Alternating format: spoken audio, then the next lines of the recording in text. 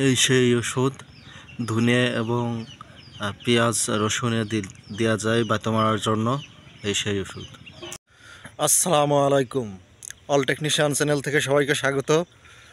আজকের ভিডিওতে আমি কথা বলবো ধনের মধ্যে যে বাইত শাক বা বাইলের শাক হয়েছে এটা কিভাবে মারবেন এবং এটা মারলে কি হবে। চলুন তাহলে দেখা এবং কথা বলি কিভাবে মারা যায়। এটা দেখতে পাচ্ছেন বন্ধুরা, এটা 2 দিন হচ্ছে খপে, 2 দিন গেছে। এখনই কিন্তু এটা ভেঙে ভেঙে মানে শুকনো হয়ে পড়ে যাচ্ছে। এটা এত পরিমাণ হয়েছে দেখাই তো যাচ্ছে, ধনে কম দেখা যাচ্ছে, কিন্তু বাইত শাক বা বাইলের শাক প্রচুর পরিমাণে হয়েছে। আর এটা দিলে ধনের কেমন ক্ষতি হয় এই দেখতে পাচ্ছেন, যেটা লাগিয়েছে এই পাতাটা পুড়ে গেছে ওষুধের অ্যাকশানে, কিন্তু এর মাটিটা ঠিক আছে। কিছুদিন পর এটা যখন এই বাইত শাক বা বাইলের শাকগুলো মরে যাবে এরকম বা এর থেকে যে একটা শূন্য হয়ে যাবে, তখন কিন্তু এটা সার দিয়ে সেচ দিতে হবে।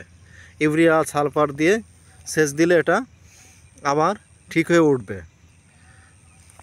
দেখতে পাচ্ছেন এই দাগে আছে 50 বা 55 শতক হবে জমি।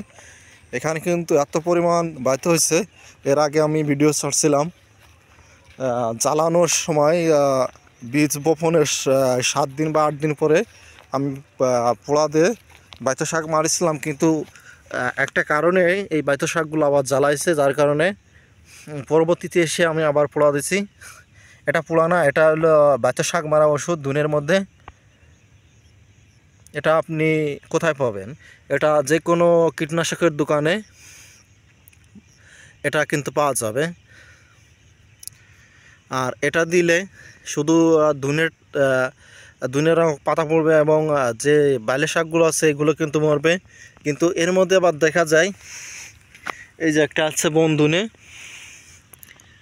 দেখতে পাচ্ছেন, এটা কিন্তু ধনের মতো সাদা, কিন্তু এটা কিন্তু এই কোনো ওষুধে এটা কিন্তু মরে না। যার কারণে এর কারণে কিন্তু আপনারা কখনো বাইত শাক মারা স্প্রে এটার জন্য করবেন না, কারণ এটা কিন্তু মরে না।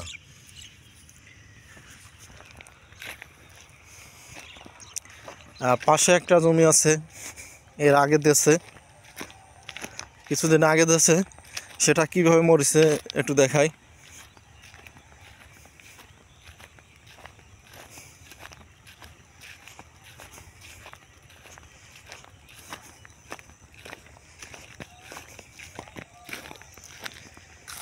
এটা কিন্তু অনেক দিন আগে দিয়েছে, দেখতে পাচ্ছেন এটা কিন্তু মরে গেছে।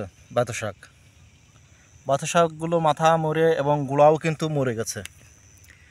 গুঁড়া কিন্তু এই যে দেখেন শুকায় গেছে, গুঁড়া কিন্তু শুকায় গেছে, দেখতে পাচ্ছেন।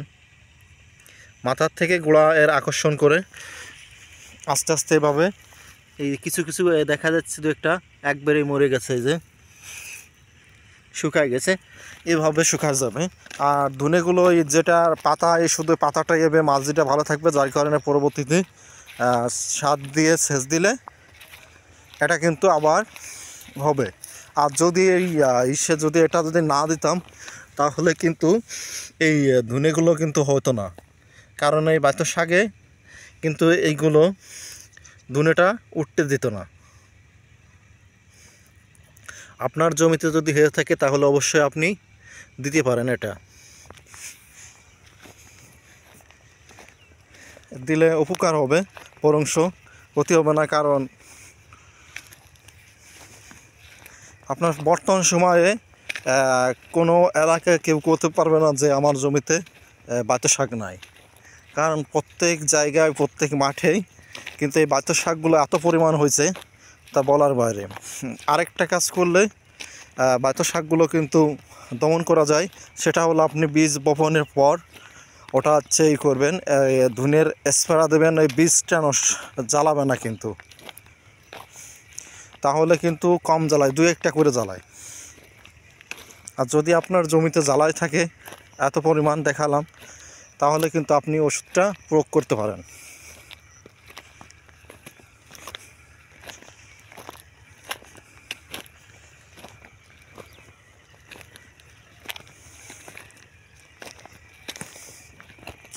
আজকের ভিডিওতে যদি তো আপনার একটু উপকার হয়ে থাকে তাহলে অবশ্যই লাইক কমেন্ট এবং শেয়ার করবেন এবং জানাবেন এবং চ্যানেলটি সাবস্ক্রাইব করে রাখবেন।